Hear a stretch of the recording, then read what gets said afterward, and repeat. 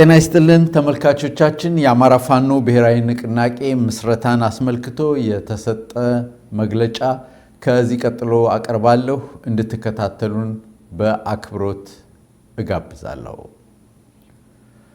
ጥር 9 2018 ዓመተ ምህረት እነሆ ዛሬ ጥር 9 ቀን 2018 ዓመተ ምህረት ኢትዮጵያንና ቀጠናውን የሚያተራምሰው የብልጽግና ቡድን እስትንፋስ የሚፈልቅበትን ሸለቆ የሚዘጋ ታሪካዊ ውሳኔ ወስነናል።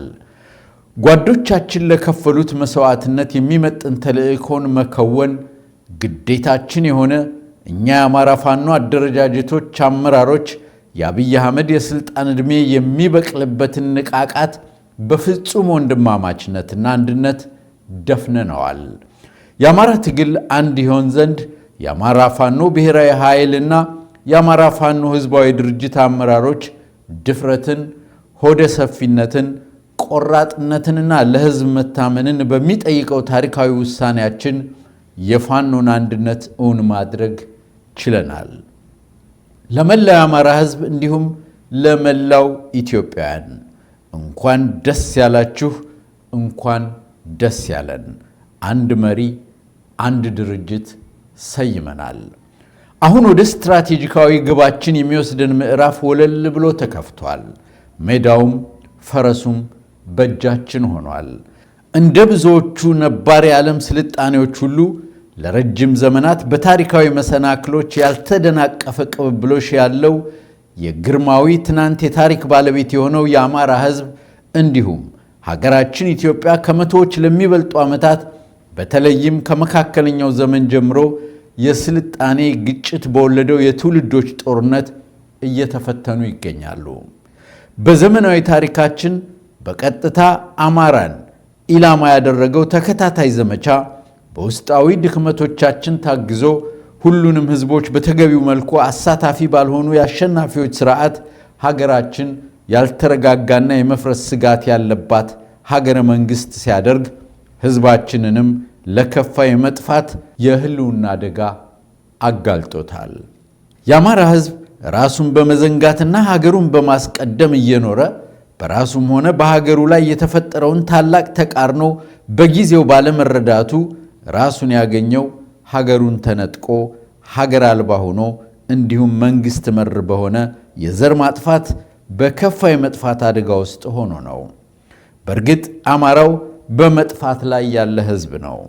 ይህንን ህዝባዊ አደጋ ለመቀልበስ ብሎም ሁለንተናዊ ህዝባዊ ጥቅሞቹን ለማስከበርና አዲስ ስልጣኔ ለመገንባት አዲስ አማራዊ አብዮት በማካሄድ ላይ እንገኛለን።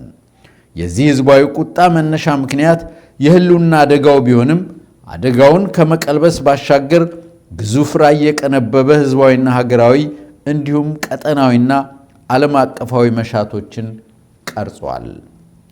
የአዲሱ አማራ ልሂቅ ራስ ጠል እሳቤና ባህል የህዝባችን ፖለቲካዊ ድብታና ራስን ማግለል፣ በጥገኝነት በራስ ህዝብ ላይ የመቆመር ዝንባሌ፣ ያልተደራጀና የማይተማመን ፖለቲካዊ ማህበረሰብ መፍጠር፣ በጠላት ፍላጎት ልክ የተቀረጹ መጥፎ ኤሊቶች የስልጣን ወንበር ይዘው አማራን እንዳይደራጅ መከልከል፣ መከላከል እንደ ህዝብ የመጥፋትን ስጋት ላስከተለ የህልውና አደጋ አጋልጠውናል። ይህን የገጠመንን እንደ ህዝብ የመጥፋት አደጋ ለመቀልበስ ስንነሳ ብሎም ለብዙ አስርት ዓመታት ያጣነውን በራስ ሐሳብ መደራጀት ማስመለስ ተከትሎ ከመጥፋት ለመዳን የሚያስችለንን ትግል ማድረግ ችለናል። ትግሉም ስደተኛውን ፖለቲካችንን ህዝባዊ በሆነ እሳቤና አደረጃጀት መሬት ላይ በመትከሉም ሊጸና ችሏል። እንደ ማህበረሰብ ያጋጠመን ውስጣዊ የመበስበስ አደጋ ትግሉ በተፈለገው ፍጥነት እንዳያድግና ወደ ስትራቴጂካዊ አሸናፊነት እንዳያመራ በእጅጉ ፈትነውናል። ይሁንና አዲሱ ትውልድ በፍጹም ብሔራዊ ቁጭት በመነሳት ይህን ፈተና በጀግንነት ተጋፍጦታል፣ አሸንፏልም። በዚህም ከውድቀት የሚነሳበትንና ከልዩነት ግርዶሽ ወደ ብሔራዊ አንድነት በመሻገር ህዝባዊ አሸናፊነት የሚረጋገጥበትን ብሔራዊ ንቃት ተጠቅሞ ያደረጃጀት አንድነትን በትግል ለማሳካት ችሏል። ባለፉት ጊዜያት ባልተማከለ አደረጃጀት በቁርጠኝነት በተከፈለው የህይወት መስዋዕትነት የተገኙ ድሎች የአገዛዙን የስልጣን ምንጭ የሆነውን የመከላከያ ሰራዊት በማፈራረስ አገዛዙን ተራ የ4 ኪሎ ሸማቂ እንዲሆን አድርገነዋል። ትግሉ ያልተማከለ አደረጃጀት ስልትን መጠቀሙ ተለዋዋጭና ለአገዛዙ እንዳይመች በማድረግ በአጭር ጊዜ አገዛዙን በማያንሰራራበት ደረጃ ማዳከም ተችሏል። የአገዛዙን ጀነራሎች የጦር አዛዥነታቸውን ረስተው ምላሳቸው ብቻ የቀራቸው ተራ ካድሬዎች አድርገናቸዋል። የትግሉ መጀመሪያው ምዕራፍ በድል በመጠናቀቁ የአገዛዙ ሰራዊት በመፈራረሱ ፋኖ ወደ ተተኪ ሰራዊትነት ማደግ ስላለበትና ፖለቲካውን አደራጅቶ መምራት በማስፈለጉ አንድ የፋኖ አደረጃጀት ለመፍጠር በተደጋጋሚ ጥረቶች ተደርገዋል። በሂደቱም የትግሉ እድገት ደረጃ የራሱን ድርሻ የሚወስድ ቢሆንም ነባር የተቃርኖ ቅኝቶችና ሰራጊ የፍላጎት ቡድኖች ጣልቃ ገብነትና መርዛማ የጠላት እጆች ዋና ፈተናዎች ነበሩ። እነዚህን ውስጣዊና ውጫዊ ችግሮችን ተቋቁመን በዚህ የተባረከ ቀን ዛሬ የአንድነት ሪቫን ተቆርጧል። ፋኖ አንድ ሆኗል። በድጋሜ እንኳን ደስ ያለን። በዚህ አደረጃጀት አንድነት የአማራ ትግል ነባርና ብልሹ ራስ ጠልና በታኝ እሳቤና አሰላለፎችን አሸንፏል። ጎታች ከሆኑ አሰላለፎች በመላቀቅ የውድቀትን ረግረግ በብሔራዊ ንቃቱ ተሻግሯል። በሰራዊትና በደጀኑ ሕዝብ ውስጥ ሲብሰለሰል የኖረውን ጥያቄ መልሷል። በአማራ አንድነት ላይ የነበሩ የተሳሳቱና አሉታዊ ምልከታዎችን አርሟል። ዛሬ የአማራ ፋኖ ብሔራዊ ንቅናቄ አፋብን ሲመሰረት በቀደሙ የአደረጃጀት አንድነት የመምጣት ሂደት ወቅት የታዩ ድክመቶችና ክፍተቶችን በማረም እንዲሁም የሁሉንም ባለድርሻዎች ተሳትፎና ትምምን በመፍጠር ጭምር ነው። ይህ ውህድ ድርጅት የዓላማና የአስተሳሰብ አንድነት ላይ የተመሰረተ ነው። በዚሁም ድርጅታችን የሚመራበት ርዕዮተ ዓለም የአማራ ብሔርተኝነት ሲሆን ይህም የወቅቱን የህልውና ትግል ከማሸነፍ ጀምሮ በዘላቂነት የህዝቡን ህልውና እንዲሁም ማንነቱን በማረጋገጥ መብትና ጥቅሞቹን ለማስከበር የምንታገልበት የአስተሳሰብ ቅኝት ይሆናል። የአማራ ብሔርተኝነት በራስ ብቃት ሁለንተናዊ ውስጣዊ አቅምን በመገንባት በሀገራዊ ዲሞክራሲያዊ አንድነት ማዕቀፍ ውስጥ የህዝባችን ህልውና በማረጋገጥ መብትና ጥቅሞቹን በማስጠበቅ የሌሎች ኢትዮጵያውያን የቡድንና የግለሰብ መብቶች የሚከበርበት ስርዓት በማንበር በፍትሃዊና ሰላማዊ አብሮነት የሀገር ቀጣይነትን ለማረጋገጥ የሚተጋ ነው። በርካታ ቀናትን በወሰደ ጥልቅ ፖለቲካዊ ውይይቶች ቅንነትንና ወንድማማችነትን ያስቀደመው የድርጅት ምስረታ ሂደት በርካታ ምዕራፎችን ያለፈ ነው። የመግባቢያ ቃል ኪዳን ሰነድን በመፈራረም የተጀመረው ሂደት የድርጅቱን መመስረቻ ሰነድ ወይም ህገ ደንብ በማጽደቅና ከፍተኛ አመራሩን በመሰየም በስኬት ተጠናቋል። በዚሁም መሰረት አርበኛ ዘመነ ካሴ የአማራ ፋኖ ብሔራዊ ንቅናቄ ሊቀመንበር፣ አርበኛ መከታው ማሞ ተቀዳሚ ምክትል ሊቀመንበር፣ አርበኛ ሀብቴ ወልዴ ምክትል ሊቀመንበር፣ ለወታደራዊ ጉዳዮች አርበኛ ሄኖክ አዲሴ ምክትል ሊቀመንበር ለፖለቲካዊ ጉዳዮች በማድረግ ሰይመዋል። እንዲሁም የአማራ ፋኖ ብሔራዊ ንቅናቄ ከታች ለተዘረዘሩት መምሪያዎች አመራሮችን መድቧል። ወታደራዊ አዛዥ ብርጋዴር ጀነራል ተፈራ ማሞ፣ ምክትል ወታደራዊ አዛዥ አርበኛ ምሬ ወዳጆ፣ ምክትል አዛዥ ለወታደራዊ አስተዳደር አርበኛ ዝናቡ ልንገረው፣ ወታደራዊ ስልጠና መምሪያ አርበኛ ሳሙኤል ባለድል፣ ልዩ ዘመቻ አርበኛ ድርሳን ብርሃኔ፣ ዘመቻ መምሪያ አርበኛ ባዩ አለባቸው፣ ፖለቲካ መምሪያ አርበኛ ጌታ ስራደ፣ አደረጃጀት መምሪያ አርበኛ ምንተስኖት ወንዳፈራው፣ ድርጅት ጽሕፈት ቤት አርበኛ አስቻለው በለጠ፣ የህዝብ ግንኙነት አርበኛ አስረስ ማረዳምጤ፣ የህዝብ አስተዳደር መምሪያ አርበኛ ዘመነ ምህረት፣ ፋይናንስና ግዢ አስተዳደር አርበኛ አሻግሬ ባዬ፣ ፖሊስና ስትራቴጂ አርበኛ እስክንድር ነጋ፣ አጋርነትና ትብብር አርበኛ አበበ ፋንታው፣ የውጭ ጉዳይ መምሪያ አርበኛ ብሩክ ስለሺ።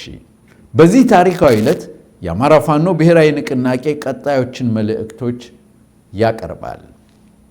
አንደኛ፣ መልእክት ለድርጅታችን ሰራዊት አባላት።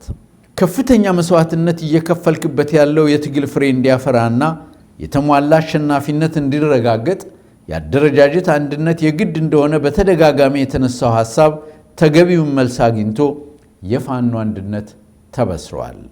ይህ ትልቅ የምስራች የሚያስገኘውን ተጨማሪ አቅም በመጠቀም በጽናትና ቁርጠኝነት ትግሉን እንድትቀጥል ጥሪ እናቀርባለን። በትግል ሂደት አዲሱ ትውልድ በብሔራዊ ቁጭትና ንቃት ያገኘውን ያስተሳሰብ አቅም በመጠቀም ውስጣዊ ትግል የሚፈልጉ ነባር እክሎችን በዲሞክራሲያዊ መንገድ መታገል እንዲቀጥል እያሳሰብን የድርጅት ውህደትን ተከትሎ ለሚመጡ የመዋቅርና የአሰራር ማሻሻያዎች ተገቢውን ምቹ ሁኔታ በመፍጠር በቅንነት መተባበር አስፈላጊ እንደሆነ እንገልጻለን። በተጨማሪም በየደረጃው ያለው መዋቅር ለቀጣይ ግዳጆች የሚያስፈልገው ወትሮ ዝግጁነት እንዲያረጋግጥ በጥብቅ እናሳስባለን። ሁለተኛ፣ መልእክት ለሕዝባችን። የትግሉ ደጀን የሆነው ሕዝባችን በመድረኮች ሲያቀርብ ለነበረው የአንድነት ጥያቄ ምላሽ ማግኘቱን በድጋሚ እያበሰርን እስካሁን ትግሉን በባለቤትነት በመውሰድ በትዕግስት የድርሻውን ኃላፊነት ወስዶ የፈጸመውን ትልቅ ብሔራዊ ጀብድ የአንድነትን ጉልበት ተጠቅሞ እንደ አካባቢው ነባራዊ ሁኔታ አደረጃጀቶችን በመፍጠር ትግሉን አጠናክሮ እንዲቀጥል እናሳስባለን። ሶስተኛ፣ መልእክት ለአማራ ዲያስፖራ። በተለያዩ የዓለም ክፍል የሚገኘው የአማራ ዲያስፖራ በትግሉ መጀመሪያ ወቅት ሲያደርግ የነበረው የነቃ ተሳትፎ በሂደት በተፈጠሩ የአመለካከት መዛነፎችና ጣልቃ ገብነቶች በተለይም የአደረጃጀት አንድነት ባለመምጣቱ ምክንያት በነበረው ግለት አለመቀጠሉንና አቅሙን ተጠቅሞ ትግሉን በሚገባው መልክ ማገዝ አለመቻሉን አስተውለናል። ሆኖም ሰራዊቱ፣ ሕዝቡና አብዛኛው ዲያስፖራው በጉጉት ሲጠብቀው የቆየው የፋኖ አንድነት ተጠናቆ ውህድ ድርጅት ለመመስረት በቅቷል። በዚሁም እንኳን ደስ አላችሁ እያልን ለቀጣዩ የትግል ምዕራፍ ከእናንተ የሚጠበቀውን ድጋፍ ለማድረግ እንዲያስችል በራስ ተነሳሽነት የአደረጃጀት አንድነት ከመፍጠር በተጨማሪም ትግሉን አስመልክቶ ከድርጅታችን የሚሰጡ አቅጣጫና መመሪያዎችን በቅንነት እንድትተገብሩ ከወዲሁ እናሳስባለን። አራተኛ፣ መልእክት በጸረ አገዛዝ የትግል መስመር ላሉ ብሔራዊ የትግል ኃይሎችና የማህበረሰብ ክፍሎች። ሀገራችን አሁን ባለችበት ነባራዊ ሁኔታ በይፋ የዘር ፍጅት ያልታወጀበትና የህልውና አደጋ ያላንዣበበበት ኢትዮጵያዊ ወገን አለ ብለን አናምንም። ሁሉም ህዝብ ህልውናው አደጋ ውስጥ ነው። ኢትዮጵያ የገደል ጠርዝ ላይ ናት። በመሆኑም የፋኖ ትግል ለአማራ ህዝብ ህልውናና ለሌሎች ኢትዮጵያውያን ወገኖችም ጭምር ፖለቲካዊ መዳን ወሳኝ መፍትሄ ያዘለ ነው። የአማራ ድል ለጉራጌውም፣ ለትግሬውም፣ ለኦሮሞውም፣ ለጉምዙም፣ ለአፋሩም፣ ለሱማሌውም፣ ለወላይታውም፣ ለሲዳማውም፣ ለጋሞውና ለሌሎችም ህዝቦች ድል ነው። በመሆኑም ሁሉም የፖለቲካ ቡድኖችና ልሂቃን በጋራ በመቆም ለጋራ ዕጣ ፈንታ መታገል ይኖርባቸዋል። የዳር ተመልካች መሆን ለወረፋ ጥቃትና ጥፋት ይዳርጋልና። አብይ የአፍሪካ ቀንድ ሹል ቀንድ ነው። ሁሉንም እየወጋ ሁሉንም እያደማ ነው። ሁሉንም የቀጠናው ህዝቦች ቤት በእጁም በእግሩም እየረበሸ ነው። ስለሆነም ዘር አጥፊው የአብይ አህመድ አገዛዝን ለማስወገድ ኢትዮጵያውያን ወገኖች ብቻ ሳይሆኑ የቀጠናው ኃይሎች መተባበር አለባቸው። ይህን አገዛዝ ለማስወገድና ቀጠናውን ለማረጋጋት የሚደረጉ ትብብሮች በሙሉ ልክ ናቸው። የቀጠናው ህዝቦች ረፍትና ልማት ይሻሉ ይገባቸውማል። አረመኔው አገዛዝ የሚከተለው ከፋፍሎ የማጥቃትና የማስጠቃት ስልት ጊዜያዊ የስልጣን እፎይታ የፈጠረለት ቢሆንም ይህን በመገንዘብ በትብብር አገዛዙን በማስወገድ ላይ የታዩ መግባባቶችን ማሳደግና የአገዛዙን ዕድሜ ማሳጠር አስፈላጊ ነው። ለዚህም የፋኖ አንድነት የፈጠረውን ተጨማሪ አቅምና ዕድል እንዲሁም በእስካሁኑ ሂደት በጸረ አገዛዝ ትግል አስፈላጊነት ላይ የታዩ መግባባቶች በተሟላ ሁኔታ በማቀናጀት የዘር ማጥፋት ጦርነት ከመመከት ወደ ስትራቴጂካዊ ማጥቃት በመቀየር አገዛዙን ለማስወገድ እንድንሰራ ጥሪ እናቀርባለን። መልእክት ለዓለም አቀፉ ማህበረሰብ። አብይ አህመድ መሩ የብልጽግና አገዛዝ ስልጣን ከያዘበት ጊዜ ጀምሮ ላሉት ወደ 8 ለሚጠጉ ዓመታት በህዝቦች ላይ ከፍተኛ እልቂት መፈጸሙ እንደሚታወቅ እሙን ነው። አገዛዙ ሀገሪቱን የማያባራ ጦርነት ውስጥ በማስገባት በሁሉም ክልሎች ከፍተኛ ሰብአዊ ውድመት፣ ኢኮኖሚያዊ ድቀትና ማህበራዊ ቀውስን አስከትሏል። ይህ አገዛዝ ጸረ ህዝብ በመሆኑ ችግሩ የማይታከም ከስህተቱ የማይማርና አንዳች ተአማኒነት ያልታየበትም ነው። የአገዛዙ የጦረኝነት ባህሪ ከኢትዮጵያ ውስጣዊ ችግርነት አልፎ ቀጠናዊ ሰላምና መረጋጋት ላይ ተጨባጭ አደጋ ከፈጠረ ውሎ አድሯል። አገዛዙ በአማራ ህዝብ ላይ ያወጀው የዘር ማጥፋት ጦርነትና የተከሰተው የህልውና አደጋ ጦርነቱን ከመቀልበስ ውጪ ሌላ አማራጭ ባለመኖሩ ፋኖ በህዝባዊ የትግል መስመር አገዛዙን ላለፉት 30 ወራት እየታገለ ይገኛል። ከፋኖም በተጨማሪ ሌሎች ጸረ አገዛዝ ብሔራዊ ኃይሎች በዚህ ህዝባዊ የትግል መስመር ውስጥ የህዝባቸው ህልውናን ለማረጋገጥ በትግል ላይ ይገኛሉ። ይህን ህዝባዊ ሀገራዊ ብሎም ቀጠናዊ አደጋ ማስወገድና የህዝብን ደህንነት ማረጋገጥ ብሎም የተራዘሙ ቀጠናዊ ጦርነቶችን ማስወገድ ዓለም አቀፉ ማህበረሰብ ትኩረት የሚሰጠው ጉዳይ እንደሆነም እናምናለን። ከዚህም በመነሳት ጸረ ህዝብና ጸረ ሰላም ለሆነው የብልጽግና ኃይል የሚደረገውን ድጋፍ በማቆም እንዲሁም አስፈላጊውን ጫና በማድረግ ያገዛዙን የጥፋት አቅም በማሳጣት እንድትተባበሩ ጥሪ እናቀርባለን። በተጨማሪም የፋኖንና የሌሎችን የጸረ አገዛዝ ትግል የሚያደርጉ ኃይሎችን ትብብር በተቻለው አቅም እንድትደግፉ ጥሪ እናቀርባለን። የእርዳታ ድርጅቶችን በጦርነቱ ለተጎዳው ህዝባችን አስፈላጊውን ሰብአዊ እርዳታ እንዲደርስለት የሚቻለውን ሁሉ እንድታደርጉ ጥሪ እያቀረብን በእኛ በኩል አስፈላጊውን ትብብር እንደምናደርግ ልናሳውቅ እንወዳለን። 6ኛ መልእክት ለመለዮ ለባሹና ሚሊሻው። ያገዛዙ የስልጣን ምንጭ ህዝብ ሳይሆን የመለዮ ለባሾች ደም እንደሆነ ለናንተ የተሰወረ አይደለም። አገዛዙ የስልጣን ዕድሜውን እስካራዘመለት ድረስ ለህይወታችሁ ደንታ የሌለው መሆኑም ከናንተ የተሰወረ አይደለም። የፋኖ ትግል ሁሉም ኢትዮጵያዊ ተከብሮ የሚኖርባት ሀገር መገንባት፣ የናንተ መለዮ ለባሾች ደህንነትና ክብር ተጠብቆ ሀገራችሁን እንድታገለግሉ የምትከፍሉት የህይወት መስዋዕትነትም ትርጉም እንዲኖረው ማድረግ ነው። ሞታችሁ ለሀገራችሁ ሳይሆን ለአንድ በሰው ደም ለማይጠረቅ አገዛዝ መሆኑን ተረድታችሁ ወደ ፋኖ ትግል እንድትቀላቀሉ ጥሪ እያቀረብን ሙሉ መዋቅራችንም ከመቼውም ጊዜ በተለየ እናንተን ለመቀበል ዝግጁ መሆናችንን እናረጋግጣለን። የአማራ ፋኖ ብሔራዊ ንቅናቄ ለድርጅታችን ምስረታ ስኬት ለተጉ ሁሉ የላቀ ክብር ያለው መሆኑን እየገለጽ በተለይም አንደኛ ለመላው የአማራ ህዝብና ለሀገር ወዳድ ኢትዮጵያውያን ለማይቋረጠው ልባዊ ድጋፋችሁና ለምክራችሁ ለግሳጼያችሁ እናመሰግናለን። ልፋታችሁ ይህን አንድነት ወልዷል። ሁለተኛ ለመላው ፋኖ አባላት ለፍጹም ንጹህ ጓዳዊ ግፊታችሁና አንድነት ናፋቂነታችሁ እናመሰግናለን። የእናንተ የቀን ከሌት ጉትጎታና ውትወታ ባይኖር ኖሮ ሰንፈን የምንዝል አንታጣም ነበር። ደማችሁም ግፊታችሁም አንድነቱን ወልዷል።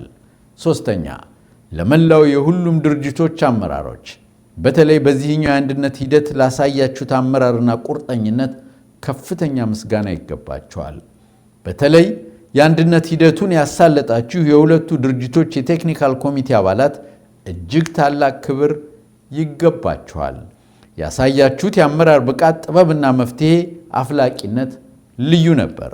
አራተኛ ሂደቱን ለታዘቡ ሽማግሌዎች በልዑል አስፋወሰን አስራተ ካሳ የሚመራው አምባሳደር ብርሃነ መስቀል ነጋና ሻለቃ ዳዊት ወልደ ጊዮርጊስን ጨምሮ 7 አባላትን ያካተተው የታዛቢዎች ቡድን ሂደቱን በገለልተኛነት በመከታተል ቴክኒካል ኮሚቴው በጠየቃቸው ጊዜ ሁሉ የመፍትሄ ሐሳብ በማቅረብ ላደረጉት አስተዋጽኦ ታላቅ ምስጋና እናቀርባለን።